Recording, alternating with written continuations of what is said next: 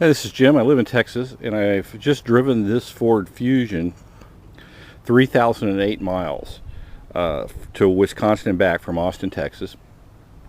Driving up there, I stayed off the interstates pretty much and drove mostly state highways because I wanted to see the country a little more better and see the little towns. Coming back yesterday, I drove 1,177 miles straight from a lunch with a friend in Wisconsin, straight down Interstate 35 back to here. The car's been wonderful for both those missions. This is the 4-cylinder SEL model. It's a pretty much of a plain Jane car. I mean, you're not going to pick up a lot of girls with this, but at my age, that's not going to happen anyway. But if you want a sensible, inexpensive, as these things go, four-door sedan, this is great. This one has a 4-cylinder engine. The power is adequate. Again, it's not a hot rod. You can get a larger engine. You even make they've even brought back the SHO version of this that is a hot rod. So there's a hot rod version of this if you want one that maybe you could pick up girls with.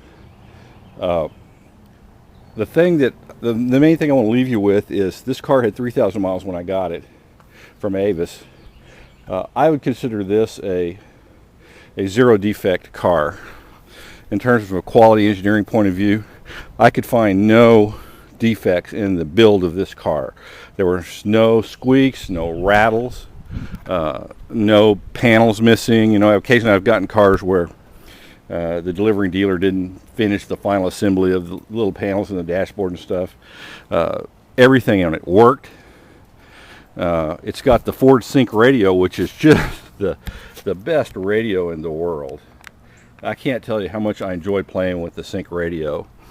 The way it works is, it's a Microsoft product, but it's a good one. So even if you're an Apple guy, this radio speaks iPod. There's a USB port and an aux input jack in the center console and a 12-volt socket in there. So what you do is you put your iPod in here in the center console, plug it in. The radio knows how to speak iPod,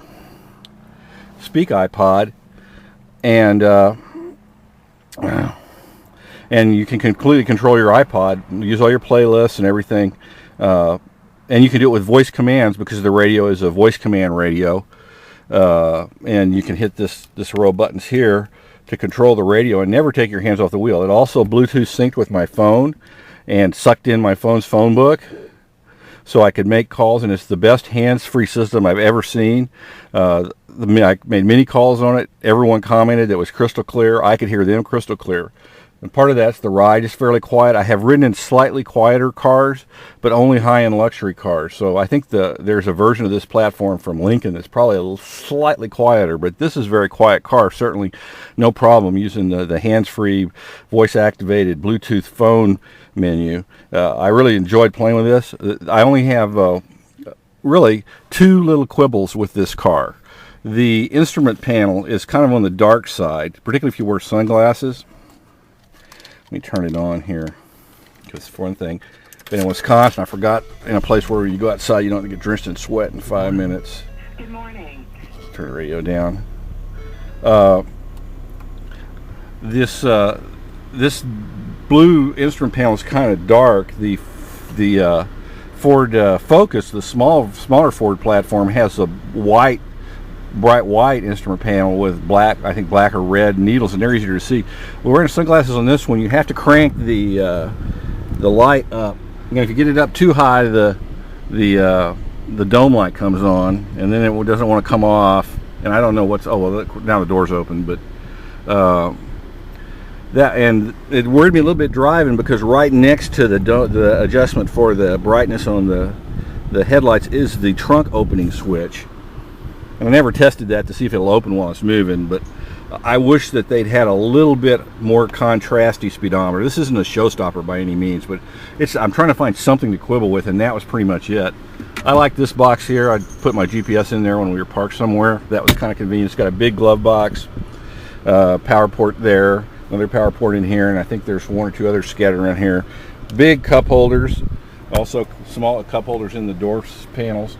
For my last year's vacation, we went to Alaska, and I drove a rented Camry for about 700 miles, I would say this is exactly comparable to the Camry in every way, except it's cheaper and the radio is certainly way better if you're into that kind of thing.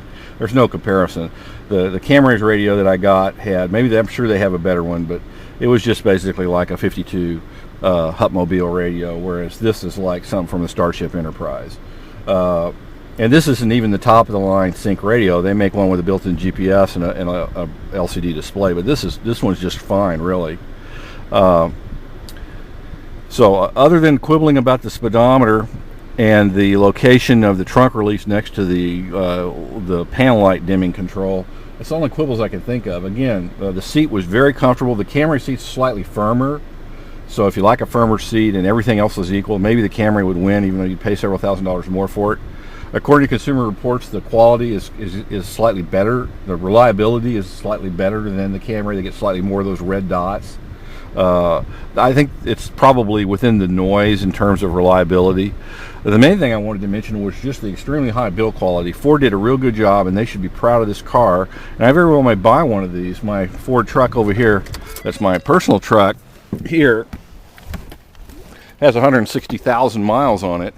Still, unfortunately, it's still running pretty good.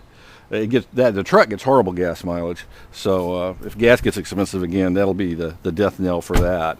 I measured the gas mileage on the state highways going up there. I got 28 to the gallons. Coming straight back on the interstate, I got 31. One of the things I was wondering about is I'm concerned about mileage because I think gas will again get expensive one of these days. So I was trying to decide whether I'd want the slightly more utilitarian Focus or this very luxurious, to me, Fusion. And I think the delta on the gas mileage is small enough with the 4-cylinder Fusion to just go with that. And I don't think that the delta in cost between a 35-mile-a-gallon car and a 30-mile-per-gallon car is enough to really worry about. I think I can afford either car in terms of gas mileage. There's plenty of bugs on the hood, but that's what happens when you drive at 3,000 miles in 10 days. Ford Fusion, 4-door, 4-cylinder SEL model, highly recommended.